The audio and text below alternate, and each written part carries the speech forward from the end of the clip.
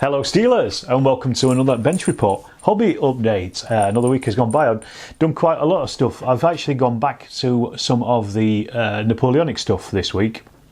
I've kind of got a bit slightly jungled out a little bit last week with painting all the VC and the bamboo and things like that. But I've gone back to the Napoleonic stuff. Try to break these things up. You know, it's usually the best way to break up projects instead of just pumping yourself straight into one particular thing. It's always a little bit better from a, you know, I guess from a mental point of view, just to break things up here and there, and you know, not chop and change so much, but just concentrate on different things at different times.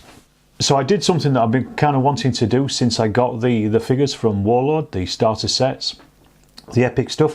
And the first one is I painted the 29th regiment of line, but I put all these in the greatcoat. So I took the greatcoat strips from two of the different sprues, two French sprues that is, and then put all them together into one battalion. I've kind of been wanting to experiment with it a little bit. What I didn't do is I didn't take the command strip and then cut some of the other greatcoat wearing figures out and put them together. So they're wearing tunics, but the rest of the battalion are all in greatcoats. Because about half, I think, yeah, it is exactly half of the figures on the sprue are wearing greatcoats, so you can mess about with them a little bit really. It gives you quite a bit of expansion for modelling.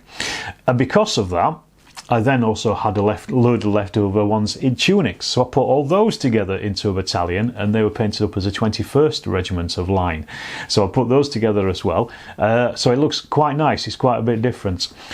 And then, of course, obviously, I also had a huge amount left over from the two sprues, so I painted the French skirmishers, and also the artillery guns, and also the couple of commanders that you get in there.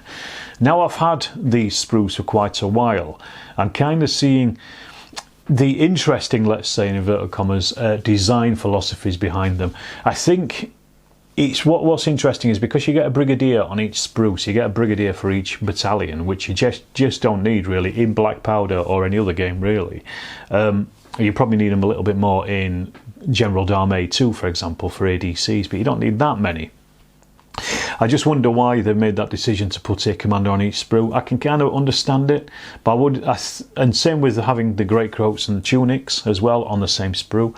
I would have thought it may have been better to do, you know, a sprue of greatcoats and a sprue of tunics, do them completely separately, and then also you can do a couple of different types of commanders as well on there, just to break things up a little bit. I know it's not a massive issue, but it's just, you know, it's one of those things where I just think, you know, why do this where you kind of only, if you want to make a battalion of only tunics, you're only going to use half of the ones that are on that sprue. It's just an interesting design thing, I think, design question, I guess. You know, they probably obviously sat down and had meetings about it and that kind of thing, so who am I to question it? But that besides, I didn't stay away too much from the jungle, because I also some of the stuff that Dave White sent over the other week, I talked about them last week. He sent over all the M113 ACAVs and the M48 pattern tanks and the other bits and pieces as well. I haven't done anything with them properly yet, but I did experiment with one of the M113s. He'd already painted them. He'd basically built them and painted, well, base coated them, should I say. So basically all I did was give it an ink wash, a bit of dry brushing, some weathering and some decals, we'll talk about in a second, and a bit of stowage on it, and that was it. That's finished. That was just really an experiment just to see how quickly I could put those together. So I think next week that's what I'm going to concentrate on. I'm going to try and get those vehicles done and finished, because they are pretty much, at this point, they're about 50% done, because they've already got their base coats on them. So that's what I'm going to work away on. And I did say I've kind of kept away from the jungle a little bit this week. I've actually got a lot of stuff for the jungle this week. One of the things I bought was another pack of bamboo from eBay. I think there's about 100 strands in here. So I'm going to make that at some point into some more bamboo pieces as well, like the ones I've done, just to at least double up the amounts I've got. Just to break up the jungle from palm trees and from trees as well, just to, you know, give you a little bit of stop blocking terrain as well, as much as anything else. So that's going to happen over the next few weeks. It doesn't take long to make them at all.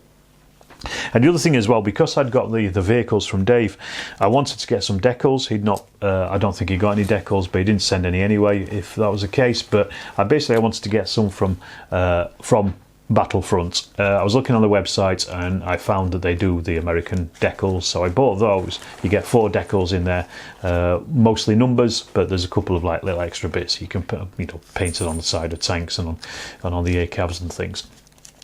But because the price of postage was about $7.50, even just for that on its own, I thought, well, I might as well buy something else on top of that, hadn't I? So I ended up with a couple of Huey slicks.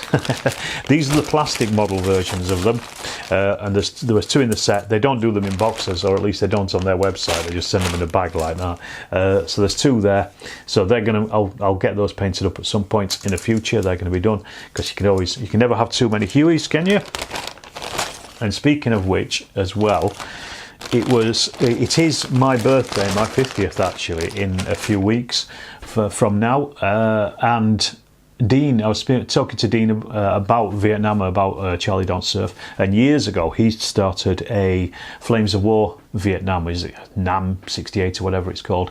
He started a project with that, and he got loads of Flames of War stuff and Peter Pig things and slicks and things, and he'd stalled with it a little bit. He'd got to a point where he'd painted quite a lot, but he just couldn't get much further than that. But he said, as a birthday present, he was going to pass it all over to me. So who am I to say no? So massive thank you to that Dean, and he's given me tons of it. I went through it this morning as I'm recording on Friday. He gave it to me on Thursday, and I went through it on Friday morning, and there's tons of it. There's much more than expected. There's obviously all the Battlefront stuff. A lot of that is based, some of it is painted. I'll talk about it in a second, but there's at least 4, 5, 6 or so more Hueys, some of the hogs, some of the slicks as well. So that's going to add more to the ones I've already got here, the plastic ones. They're the old ones, the old resin and metal ones. So they're interested. A couple of those are painted. There's a downed one as well. I think that's from Peter Pig. But there's also a ton of Peter Pig figures in there as well. Again, I've not gone through just to check what the actual figures are. But I think at this point, I probably have way more than enough to do at least Charlie Don't Surf once I've painted everything. So, as I said, the stuff that he's done, some of it is painted and some of it is based as well. But it's based for Flames of War. So that's on their medium-sized bases with 4 figures on them, and I don't really want that. I want the most on my bases to be 3 figures, just to help to move them about in Charlie Don't Surf, and also for if I play Chain of Command with the figures as well. So I don't want too many figures on a base. So I'm thinking at the moment, I'm just wondering what to do with them, whether to rebase them completely. I don't know if they'll need repainting. I think he painted them for the Idrang battles, which were a little bit earlier than the stuff I want to do.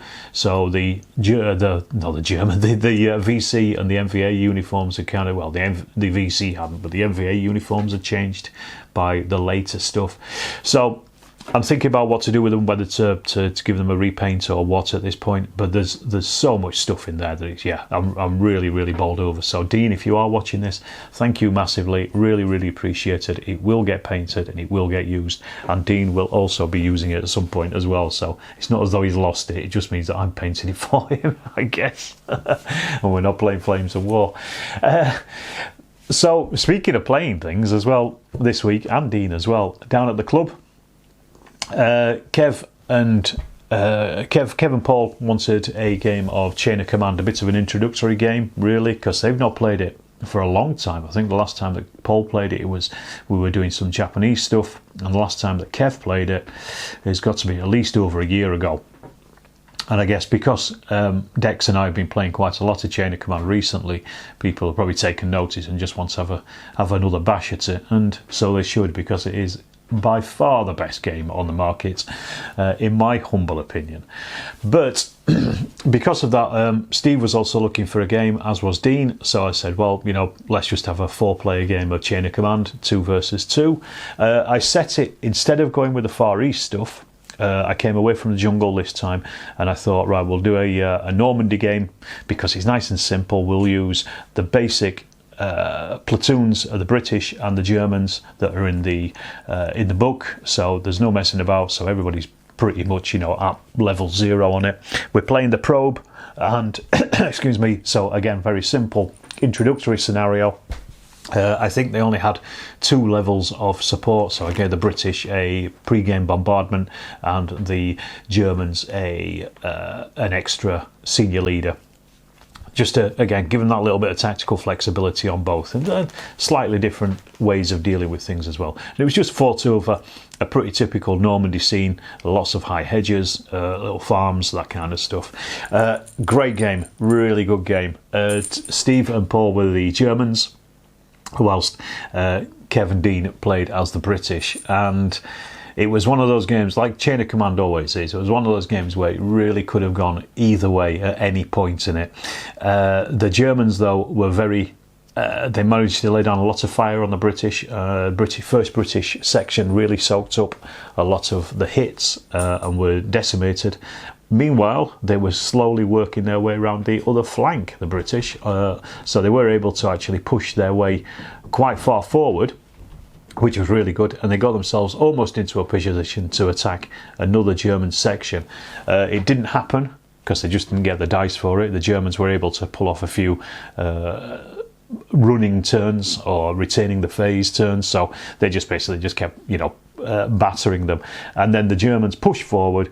They used their jumping off point, brought that forward as well, then used that to jump off their third and final section. They captured 2 jumping off points. Meanwhile, the British then literally charged in with a last-ditch attempt with their final section, and it went right down to the wire. The British lost literally on force morale, but it was a real hard, tough fight for both sides, and again, it could have gone either way right down at the end, and it was great, really good fun. I hope they all enjoyed it, because I certainly enjoyed umpiring it, and as I say, Chain of Command, such a good game anyway. It's just good fun just to play. So that was what we played this week, and I haven't got any plans to play anything this weekend, but maybe at some point in the future. I've just been working on really editing some videos for release over the next few weeks. There'll be one coming out this week, another Chain of Command Far East game that's coming, set in Burma, 1943, so look out for that with the Chindits in it. That'll be coming out towards the end of this week. And I'll leave it at there. I'll just say, as always, if you are buying anything from Warlord, use the link that's in the video description down below, and it'll just give me a percentage back, a little affiliate percentage. And also check out my Patreon and also channel memberships. And if you haven't anyway, please subscribe, and I will see you in the next Storm of Steel video.